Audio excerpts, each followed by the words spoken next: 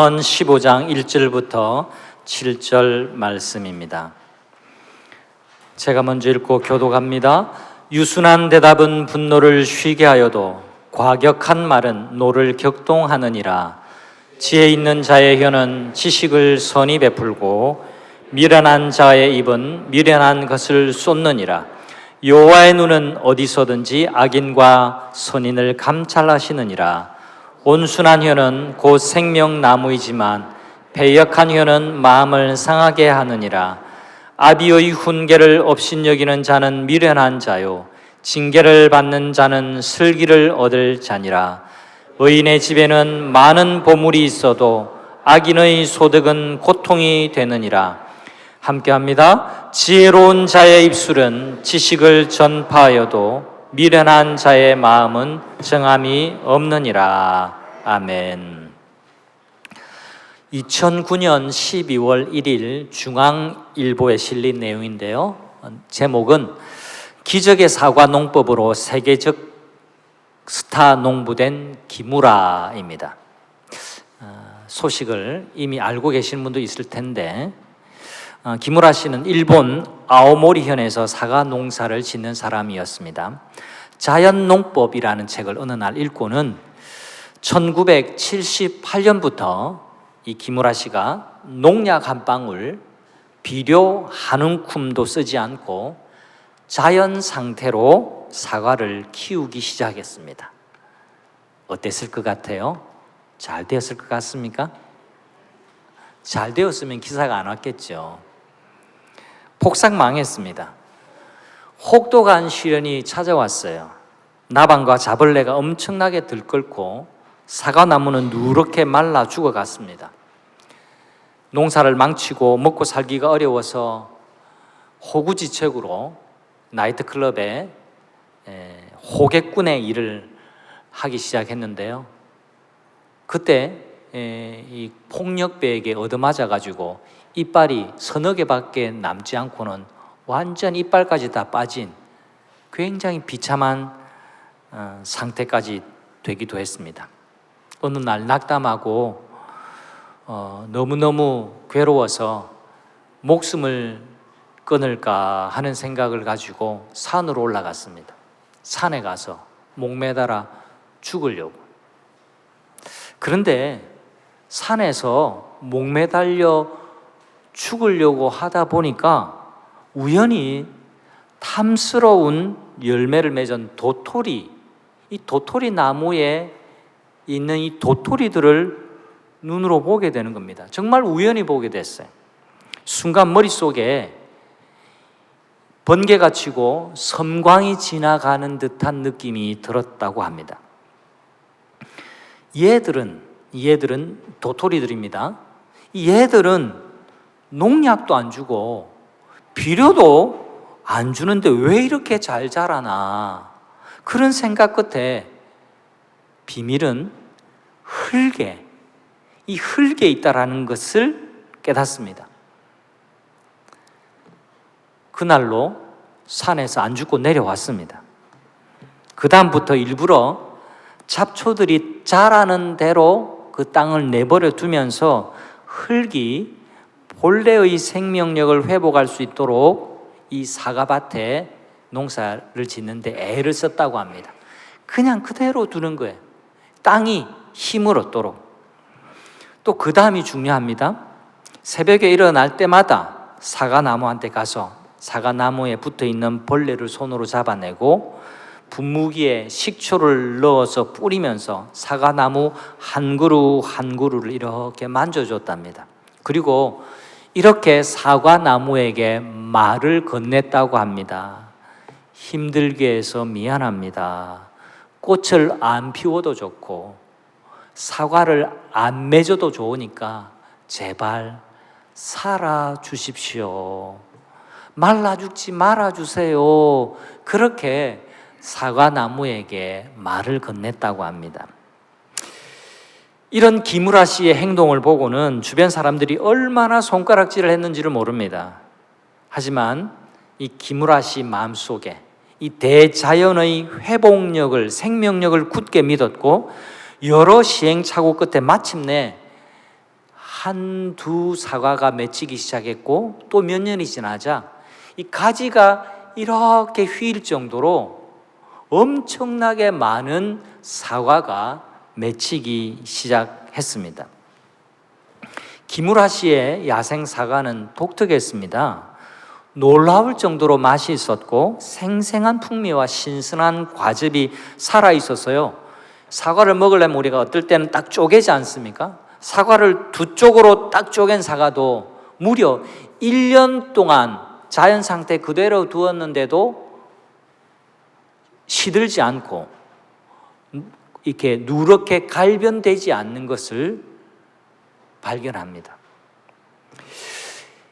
이것을 NHK 일본 방송이 방영을 했고 우리나라 출판사 김영사에서 이 기무라 씨의 이야기를 책으로 엮어냈습니다. 그 책의 이름이 바로 기적의 사과입니다. 여러분 가운데 궁금하신 분, 호기심 있는 분들은 도서관에서 기적의 사과 책을 꼭 한번 빌려보시면 좋을 것 같습니다. 어떤 기자가 기무라 씨에게 물었습니다. 놀랍습니다. 어떻게 해서 이런 기적이 일어나게 되었습니까? 기무라 씨가 답을 이렇게 했습니다. 사실은요, 내가 아니라 사과 나무가 힘을 낸 겁니다. 이건 제가 겸손해서 이렇게 말하는 게 아니에요. 내가 할 수 있는 일은 사과 나무를 돕는 정도 뿐이었습니다. 사과 나무가 이 모든 걸 다 했습니다. 사과 나무도 말을 알아듣고 기적의 사과를 생산해낸다면 여러분 생각해 보세요. 우리 가정에서 또 교회에서 사회 생활에서 살리는 말을 우리가 하고 산다면 그 말이 얼마나 많은 기적을 불러올 수 있을까요? 이 반대의 경우도 있습니다. 치유목회연구원 원장인 정태기 박사님이라는 분이 계세요. 여러분들은 잘 모르시겠지만 상담 그리고 내적 치유와 관련해서는 교계에 매우 유명하신 분이고 아주 훌륭한 분입니다. 이분의 고향이 저기 전남이죠. 전남 신안군에 섬들이 굉장히 많잖아요. 거기에 있는 섬 출신이세요. 근데 이분이 이제 고등학교를 다닐 때였는데요. 어느 날 우연히 어떤 여학생이 돌아서서 자기 여자친구들하고 대화를 하는데 얘들아, 저 있잖아. 태기 이제 참 못생겼다. 자기들끼리 하하호호 여자아이들의 수다가 얼마나 또 그렇고 그래요. 그죠? 쟤가 너무 못생겨서 이렇게 하는 말을 우연히 걔는 들으라고 한 말은 아닌데 그냥 자기들끼리 하는 그 얘기를 우연히 듣게 됐는데 그 순간 그 말이 자기 가슴에 이렇게 콱 하고 박히는 듯한 느낌이 들었답니다. 그래서 그때부터 20년 동안 자기 외모가 너무 못생겼다라고 자기는 생각을 하고 살았대요. 그래서 외모에 대해서 자신감이 없었대요. 근데 여러분, 정태기 박사님은 굉장히 훤칠하고 잘생기신 분이에요. 그런데 그 말 한마디에 그 예민했던 고등학생 마음속에 그 말이 콱 박히니까 나는 못생긴 아이구나. 못생겼어. 그때부터 자신감이 없어지고 외모에 대해서 열등감이 생기기 시작했더라는 겁니다. 여러분, 그분이 다 이제 해결이 되어서 이제 그 해결되고 난 다음에 상담해주고 내적인 치유를 하는 사람이 되어서 자기 이야기를 해주신 거예요. 그가 20년 동안 못생긴 외모라고 하는 그 심한 열등감에 둘러싸여서 보낸 세월이 너무너무 후회스럽다라고 고백하는 것을 제가 들었습니다. 우리가 사용하는 언어가 놀랍고 엄청난 결과를 낳게 합니다. 생명을 살리게도 하고 엄청난 과실을 맺기도 합니다. 또한 한 사람의 일생을 오랜 시간 동안 열등감이라고 하는 감옥 속에 가두어 놓기도 하는 게 그게 말의 위력이라는 거예요. 이렇게 말이 우리 삶에 미치는 영향력은 실로 대단합니다. 엄청납니다. 잠언은 말이 얼마나 중요한지를 실제적인 내용으로 우리에게 교훈해 주고 있는데요. 우리가 전반기에 작년에 아마 잠언을 또 했을 때 그때 우리 14장까지 묵상하고 이제 9월, 10월에 15장부터 잠언 끝까지 묵상하게 돼 있는데요. 계속 한번 여러분 잠언을 읽어보세요. 말에 관해서 얼마나 자주, 얼마나 많이 잠언이 말씀하고 있는지 여러분 심심찮게 보게 될 겁니다.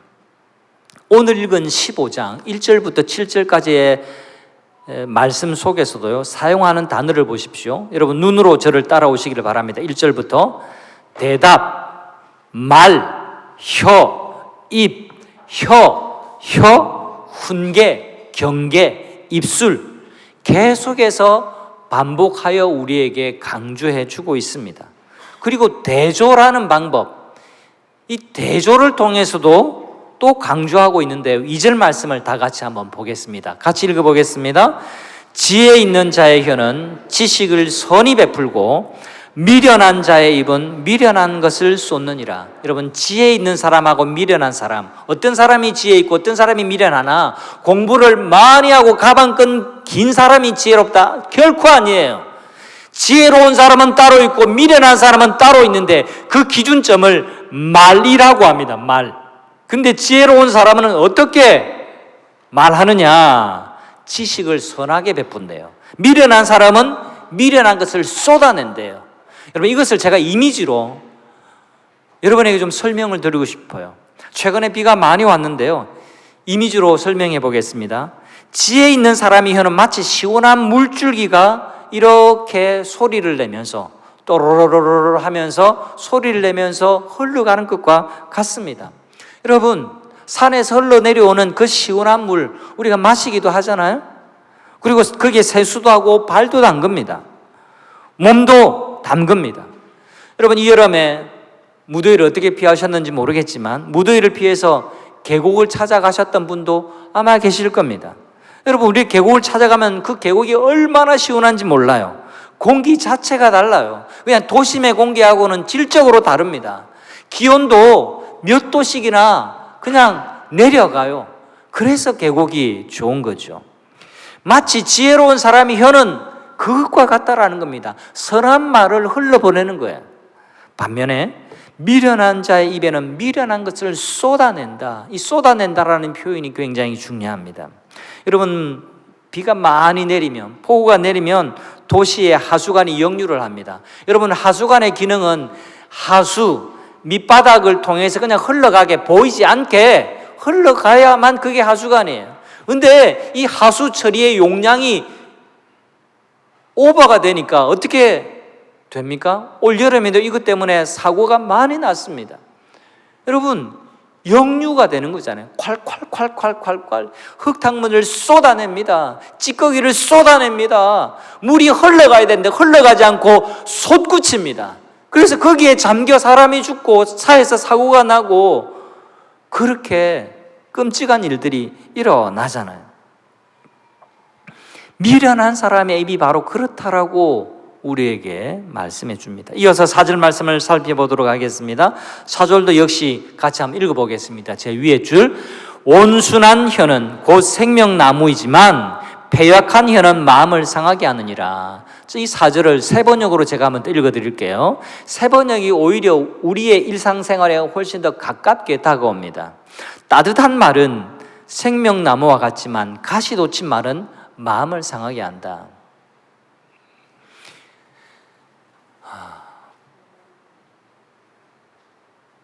우리가 살면서 이런 경험을 하죠. 어떤 사람하고 얘기를 하면요 기분이 좋아져요.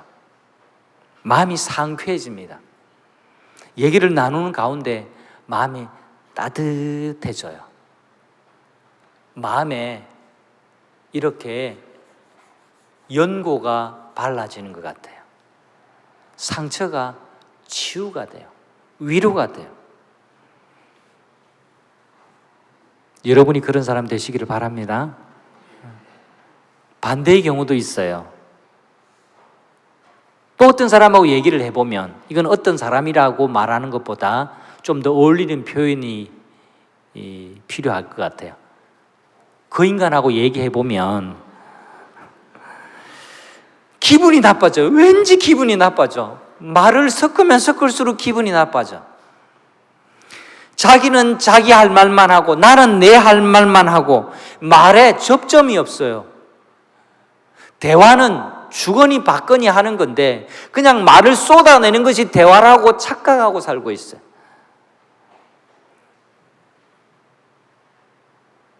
대화의 기술이 없는 겁니다. 서양 속담에 마음에서 나오는 말은 마음으로 들어간다라는 속담이 있습니다. 대화는요, 말로 하는 게 아니라 마음으로 나누는 거예요. 여러분 아세요? 여러분의 말이 기가 막히게도 여러분과 닮아 있다는 걸 아십니까?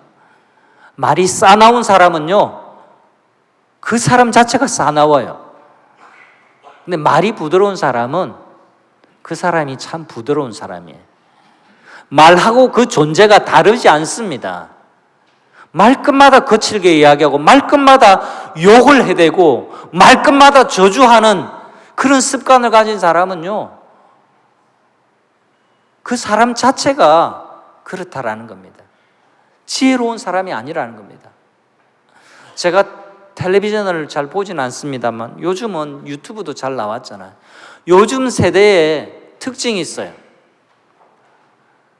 얼마나 드라마나 영화 속에 욕이 많이 나오는지 몰라요. 그게 자연스러워요. 욕이 유머가 되었어요. 깜짝 놀랐어요. 일부의 청소년들이 많고 여기는 많이 없는데 요즘 젊은 사람들 막 얼마나 욕을 잘하는지 몰라요. 젊은 사람들이 누구한테 배웠겠어요?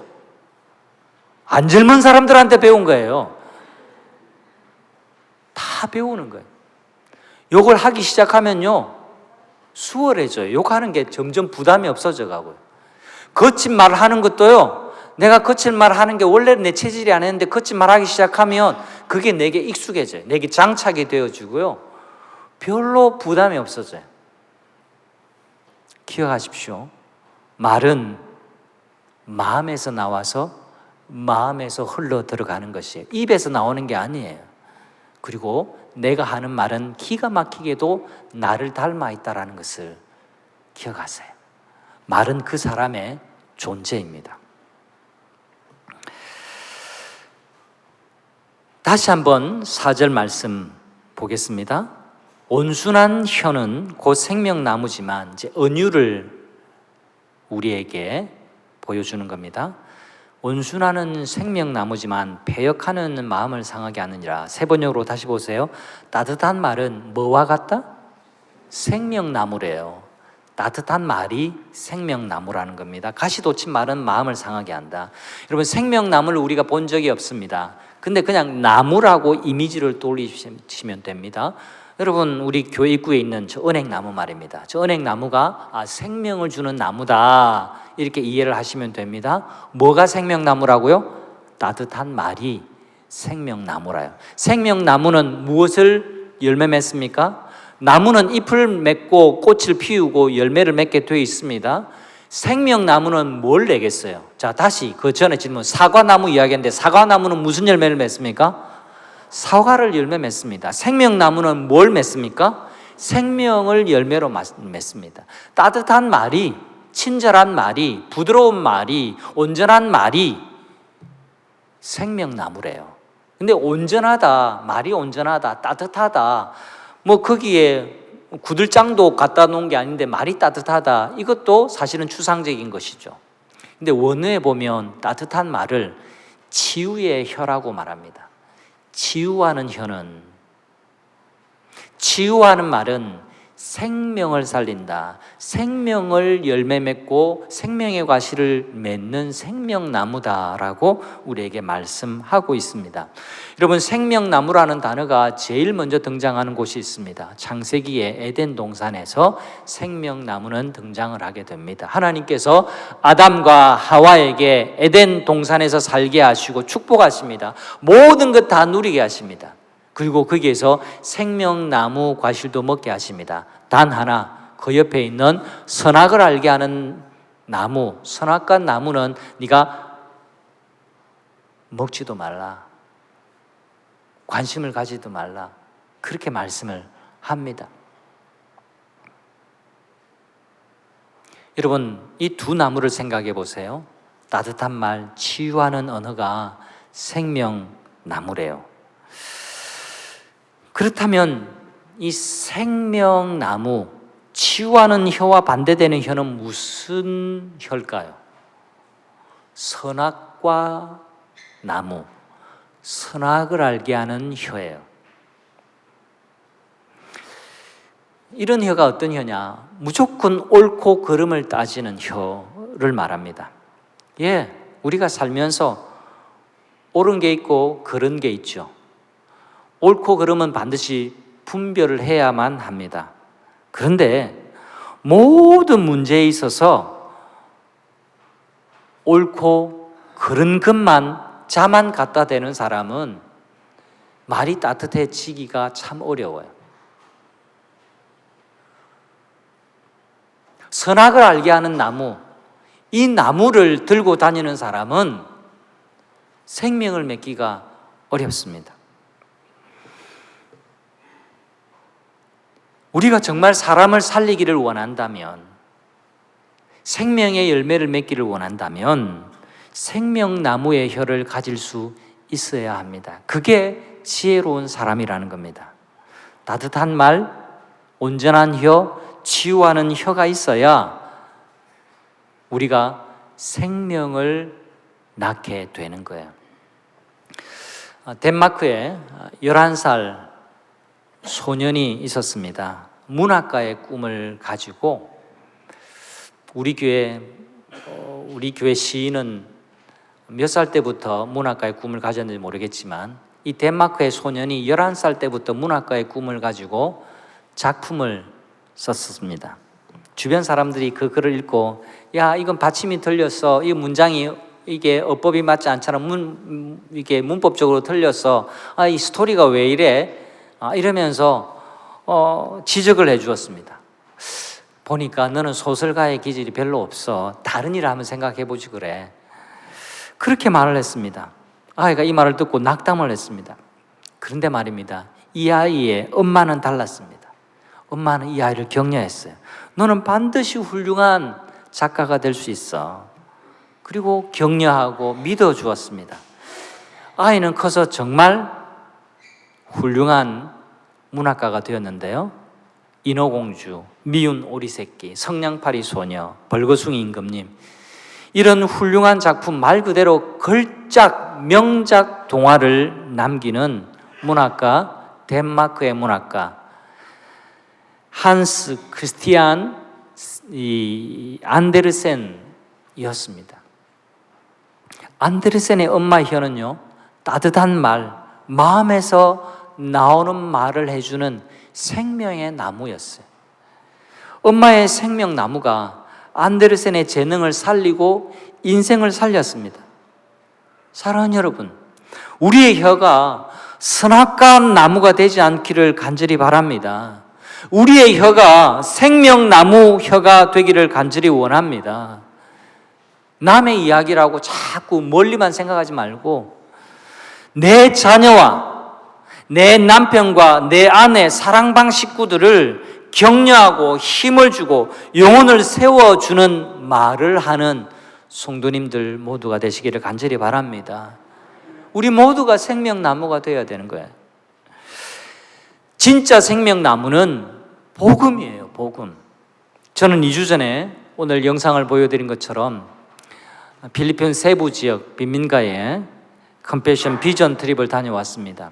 저는 이 비전 트립에서 복음이 인생을 살리는 현장을 생생하게 보고 왔고 마음에 동기를 부여왔고 왔습니다. 마지막으로 여러분에게 사진 3장을 좀 보여드릴까 하는데요. 복음이 생명나무가 되는 것을 함께 나누고 싶습니다. 첫 번째 사진인데요. 여러분이 무엇을 상상하든지 그 상상 이상으로 그곳은 가난한 빈민가였습니다. 여러분 빈민가를 좀 가보셨나요? 우리 어르신들 가운데 참 옛날에 우리나라도 가난하게 살았죠. 제가 여러분 어르신들의 어릴 적 가난은 제가 경험해 보지 못해서 잘 모릅니다만 제가 우리나라의 역사는 공부해 봤잖아요. 근데 우리나라 어려웠을 때보다 훨씬 더 가난해요. 왜 그러냐 하니까 이 나라의 구조 때문에, 사회 구조 때문에 그래요.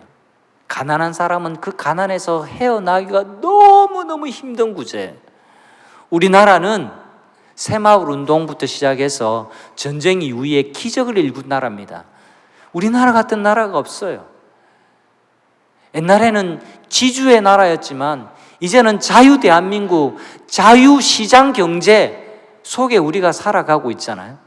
근데 이 세상에 많은 나라들이 독재 아래 신음을 하고 있고 가난이 대물림 될 수밖에 없는 구조, 가난하게 태어나면 가난해질 수밖에 없는, 그리고 그 자식도 가난 속에서 헤어나오기가 너무 힘든 그런 구조 속에 살고 있습니다. 그래서 여러분이 생각하는 상상보다 훨씬 더 가난하고 비참하게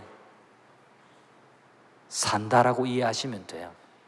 저건 한 장면인데요. 조심스럽게 사진을 찍었습니다만 저거는 빈민가 속에 있는 약간의 공터인데요. 여러분 저 검은 것은 그림자가 아니라 하수도 없는 하수들입니다. 온갖 오물들이 사실은 저기에 다 있는 거예요.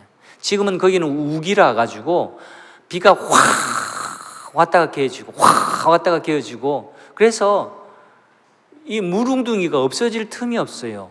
우기 때는. 저기에 온갖, 사진에는 냄새를 못 담잖아요. 얼마나 악취가 심했는지 모릅니다. 온갖 더러운 것들이 여러분 다 있는 겁니다. 지금 보시는 사진은 이런 마을 속에 있는 한 가난한 집인데 이 컴패션의 후원을 받는, 매주 교회에 나와서 또 토요일에 나와서 교육을 받고 복음의 얘기를 듣는, 그리고 먹을 것을 받고 그리고 꿈을 꾸는 한 아이의 집입니다. 여러분 이 강대상의 절반도 채 안 되는 공간인데 이런 곳에서 나무 판자로 얼기설기 얽어 놓았는데 여기서 7명, 8명의 식구들이 모여서 겨우겨우 그렇게 살아갑니다. 근데 나중에 제가 이 사진을 보고 참 부끄럽고 우습기도 했는데요. 여러분 제 발을 혹시, 제 오른쪽 발을 좀 여러분 보실 수 있겠습니까? 네. 전날따라 제 옆에 제 아내는 양말을 신고 갔는데 저는 양말을 신고 가지 않았어요. 양말 안 신고 갔다는 것을 제 사진을 보고 알았습니다. 근데 발을 보시면 저는 제 의도도 하지 않았고 저렇게 했는지도 몰랐어요. 발의 특징이 좀 보이세요? 발바닥으로 다 안 딛고 그냥 이렇게 하고 있는 거 보이시죠? 저도 모르게 저 바닥이 너무 더러워가지고 좀 이 발바닥 안 더럽히려고 이렇게 발가락을 오므리고 있는, 저 보고 참 깜짝 놀라고 제가 미안했어요. 내 발이 뭐라고, 얼마나 깨끗하다고 저렇게, 그분들이 봤으면 얼마나 마음이 아팠을까 생각했는데 아마 발은 못 봤을 거예요. 저도 못 느꼈으니까. 저도 무의식 중에 너무 그 공간이 좀 열악하고 좀 지저분하니까 저도 모르게 그렇게 했던가 봐요. 그런데 말입니다. 세 번째 사진을 좀 보여드리고 싶은데 이 아이들 한 명 한 명을 이 센터, 그 지역의 교회입니다. 이 센터에서 다 만나고 갔는데요. 이 아이들의 표정은 완전히 앞권이에요. 완전히 180도 달라요. 반전이잖아요. 여러분, 그 냄새나고 역겨운 그 진창, 그것하고 이 아이들의 표정하고 좀 어울리지 않아요. 여러분, 이게 복음이에요. 여러분, 아이들은요, 우리하고 달라서 연출을 잘 못합니다. 기쁜 척, 좋은 척, 이런 건 못해요. 여러분, 저 아이들의 지금 표정 속에서 여러분 연기하는 게 보이시나요? 안 그런데 지금 우리 도와주러 온 사람들 앞이니까 사진 한번 찍어줄게 하고 그렇게 하는 게 이런 보이시나요? 여러분, 연출하면요, 그 미소가 썩소가 돼요. 썩소. 썩은 미소밖에 안 돼요. 아이들은 그런 능력 자체가 없어요. 근데 제가 주목하는 것은 아이들이 센터에서 얼마나 밝은지 몰라요. 집에 가면 여전히 가난에 찌들립니다. 그런데 더 비참한 가난에서 건져주고, 그리고 이 가난에서부터 새로운 생명을 매주마다 센터에 교회에 가서 복음을 듣게 되고, 가서 먹을 것을 공급받고 학용품을 받고 자기가 교육받을 수 있는 기회를 얻게 되니까 이들 속에 소망이 생기는 거예요. 희망이 주어지는 겁니다. 생명나무를 발견하는 겁니다. 이 아이들이 원래는 예수님 믿지 않았습니다. 그래서 컴패션을 통해서 매주 교회 나오면서 예수님의 복음을 듣게 되는 겁니다. 이 복음이 이 아이들의 표정을 뒤바꿔 놓고, 이 복음이 찌든 가난 속에서 이 아이들을 웃게 만드는 겁니다. 여러분, 진짜 가난이 뭔지 아세요? 사람마다 가난을 정의하는 게 다릅니다. 진짜 가난은요, 사람마다 다른데 어떤 사람은 100만 원이 없는 게 가난이라고 생각할 수 있고, 근데 어떤 사람은 한 끼니 때우지 못하는 것이 가난이라고 느끼는 사람이 있습니다. 사람마다 그 편차는 다릅니다. 어떤 사람은 내가 자동차가 없어서 나는 가난하다고 생각할 수 있는데요, 여러분, 사람마다 가난은 달라요. 진짜 가난한 것은 뭐냐? 꿈이 없는 게 가난이라고 컴패션은 말합니다. 제가 그것을 보고 왔습니다. 제가 동의를 할 수밖에 없었어요. 여러분, 이 아이들 진짜 가난한 아이들이에요. 여기 계신 어떤 어르신들 포함해서 어떤 분들이 겪었던 그 가난보다 훨씬 더 정도가 심한 가난 속에서 자라나는 아이들입니다. 그런데 조금 더 들여다보면 이 아이들은 가난하지 않습니다. 왜요? 꿈을 가지기 때문에. 이 아이들의 교육 파일을 제가 다 보고 왔어요. 이 아이들이 꿈을 꿔요. 앞으로 커서 무엇이 되겠다. 왜 내가 교사가 되고, 왜 내가 간호사가 되고 싶은 건지 그 이유를 다 적어 놓습니다. 그냥 앵무새처럼 적는 게 아니라 자기 생각으로, 자기 마음에서 나오는 것으로 다 적어요. 그리고 그걸 자기가 보관을 해요.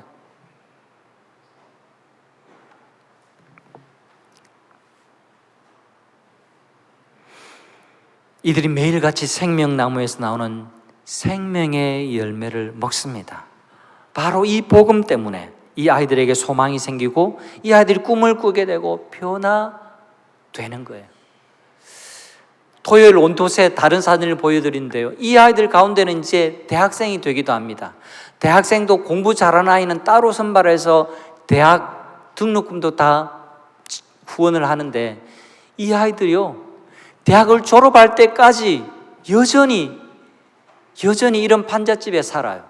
왜 그렇게 사니? 라고 물으면 내 동생, 내 언니에게도 학교를 다닐 수 있도록 내가 돕는다고. 내가 월급 받지만, 그리고 내 부모님 도와준다고.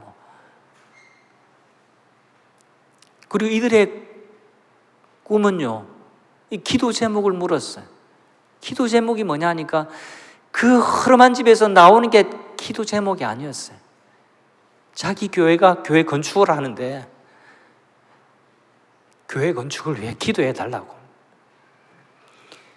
이 아이들의 집은 공동묘지, 이 3명의 아이들인데 공동묘지 위에 살고 있는 아이들이에요. 여전히 공동묘지 위에 살고 있지만 복음을 위해서 꿈꾸고 있는 것을 보게 되었습니다. 성도 여러분, 이런 복음의 역사가 여러분의 가정에, 우리 교회에도 동일하게 일어나기를 우리 주님의 이름으로 축원합니다. 한 주간 온전한 혀로 사람을 세우는 삶을 살아가시기를 바랍니다. 여러분, 제임스 로웰이라는 사람이 사람을 살리고 세상을 바꾸는 위대한 말 6가지라는 글을 적었는데 여러분이 소개하고 싶습니다. 첫 번째는 내가 잘못했습니다 라는 겁니다. 내가 잘못했습니다 라고 말할 줄 아는 사람은 위대한 사람입니다. 두 번째는 당신이 잘했습니다. 내가 잘못했고 당신이 잘했습니다 라고 말할 줄 아는 사람은 진짜 위대한 사람입니다. 세 번째는 당신의 의견은 무엇입니까? 라고 말하는 사람은 위대한 말을 하는 사람이에요. 여러분, 당신 생각은 어때? 이렇게 말해야 되는 거예요. 제가 1부 때는 이야기했는데요, 여러분 자녀가 어린 애기가 아니라 청소년 이상입니까? 이렇게 말해야 되는 겁니다. 그 자녀가 당신 자녀라고 생각하면 안 돼요. 당신 생각은 어때? 아내에게도 물으세요. 남편에게도 나는 이렇게 하고 싶은데 당신 생각은 어때? 물으셔야 됩니다. 자녀에게도 이제 유치원 아니라 중고등학생 이상 청년이 되었으면 엄마 아빠는 이런 생각인데 네 생각은 어때? 물으셔야 됩니다. 사춘기가 지났습니까? 자녀가 내 자식 아니다라고 생각하고 살아야 돼요. 자기 자아가 생기는 나이입니다. 우리도 다 그랬어요. 우리도 사춘기 지나고 다 내 생각대로 하고 싶어 했습니다. 그 생각이 없으면 성인이 되기가 어려워요. 그 자아가 때로는 실패하고 때로는 말이 안 돼도 들어줘야 되는 겁니다. 존재를 인정해 줘야 되는 겁니다. 하물며 다 큰 성인, 내 남편이고 내 아내인데, 다 큰 내 자식인데 어떻게 그게 내 마음대로 될 거라고 그렇게 생각을 하세요? 그건 오판입니다. 그건 오해고요. 너무 자기중심적인 거예요. 자녀를, 남편을, 아내를 내 소유라고 엉뚱하게 생각하고 계시는 거예요. 당신 생각은 어때? 물어야 됩니다. 네 번째, 가능하다면 이렇게 해주면 좋겠어요. 가능하다면을 붙이는 겁니다. 다섯 번째, 감사합니다라고 말하는 거예요. 여러분, 지난 한 주간 동안 내가 쏟아냈던 말들을 다 생각해 보세요. 감사합니다 한 번도 말하는 사람 여기 많을걸요? 솔직하게 한번 생각해 보세요. 감사합니다 말한 적이 있습니까? 여보 고마워요. 밥 차려줘서 고마워요. 여보 돈 벌어다 줘서 고마워요. 애들아 잘 커줘서 고맙다. 감사합니다. 감사합니다를 잊어버린 사람들이 너무 많아요. 마지막으로 우리라는 단어가 위대한 단어라고 말합니다. 나는 나, 너는 너. 이런 곳에는 항상 전쟁이 벌어집니다. 살벌합니다. 여러분, 요즘 정치권 보면서 절대로 배우지 마십시오. 위대한 단어는 우리라는 단어입니다. 우리. 유명한 말 있잖아요. 우리가. 그 다음 나오셔야죠. 다시 한번. 우리가. 우스개라고 받아들이지 마시고요. 우리라는, 이게 뭐 지역주의, 연고주의, 이기주의로 흘러가면 안 되지만 우리가 남 아니다. 우리가 원팀이라는 거예요. 우리잖아요. 부부가 우리잖아요. 가족이 우리잖아요. 교회 공동체가 우리잖아요. 우리라서 제가 다녀온 영상을 여러분에게 보여드리고 싶은 겁니다. 제가 뭘 자랑할 게 있다고 그렇게 하겠어요? 여러분의 헌금과 여러분의 관심과 여러분의 응원과 여러분의 기도를 받고 제가 다녀온 것이고, 여러분의 복음 헌신을 통해서 이 아이들이 자라나고 있기 때문에 여러분에게 보고하고 싶은 거예요. 나는 나고 너는 너고. 다른 사람하고 대화할 때 이런 관점으로 하면요, 재미없어요. 거기에는 열매가 맺히지 않습니다. 거기에는 생명이 싹틀 수가 없습니다. 여러분이 있는 곳에서 또 가는 곳에서 생명을 불어넣는 지혜로운 사람 되시기를 간절히 바랍니다. 미련한 자 되지 않으시기를 간절히 바랍니다. 온순한 혀, 따뜻한 말, 치유하는 혀가 생명나무래요. 생명나무. 복음에 내가 귀를 기울일 때 내가 복음을 말할 수 있는 능력이 생기는 거예요. 여러분, 내 말이 어디서 나오는지 아세요? 내 마음에서 나오죠. 죄송한 말씀이지만 귀를 못 듣는 사람은 말을 하지 못합니다. 그게 원리예요. 제가 이번에 필리핀 가서도 우리 청각 장애인들도 만나고 왔어요. 제가 아는 한 우리 교회에 아직 청각 장애인은 안 계신데요. 왜 청각 장애인이 말을 못하느냐? 듣지 못하기 때문에 그래요. 우리가 생명의 말을 듣지 않으면 생명의 말을 할 수 없습니다. 가장 좋은 생명의 말씀, 하나님의 말씀, 위로의 말씀, 능력의 말씀, 생명의 말씀, 복음의 말씀을 내가 귀로 들어야 내가 생명을 전하는 전도자가 되고, 내가 복음을 증가하는 증거자가 되고, 내가 생명을 전해줄 수 있는 복의 사람이 되는 거예요. 귀가 왜 입 위에 있는지 여러분 생각해 보셨나요? 내 생김새를 보세요. 내 귀는 귀보다 위에 있습니다. 더 우선이라는 말이기도 하고요. 귀는 두 개지만 입은 하나입니다. 더 많이 듣고 좀 적게 말하라는 뜻도 여기에 있는 것 같아요. 중요한 것은 내가 복음의 말씀을 듣지 않으면 아무리 잠언 말씀을 읽어도 내 입에서 생명이 나가기 어려워요. 그래서 여러분, 인풋이 있어야 아웃풋이 있죠. 내게 들어오는 게 있어야 내게 나가는 게 있죠. 복음의 말씀을 귀 기울이시기를 바랍니다. 9월부터 여러분 말씀 공부를 하는데요. 이태껏 살면서 성경 공부 한 번도 안 한 분들도 많이 계실 거예요. 죽기 전에 성경 공부하고 돌아가시기를 바랍니다. 나는 성경 공부 안 하면 내가 죽기 어렵다 이 생각으로 여러분 그냥 내가 교회 와서 그냥 예배 시간에 말씀 듣고 하는 것은 여러분 익숙해지는 거예요. 돌아서면 있는다는 거 제가 다 압니다. 근데 말씀을 배우세요. 말씀을 진심으로 내 마음에 한번 담아보세요. 그냥 스쳐 지나가는 거 말고 진심으로 좀 들어보시라니까요.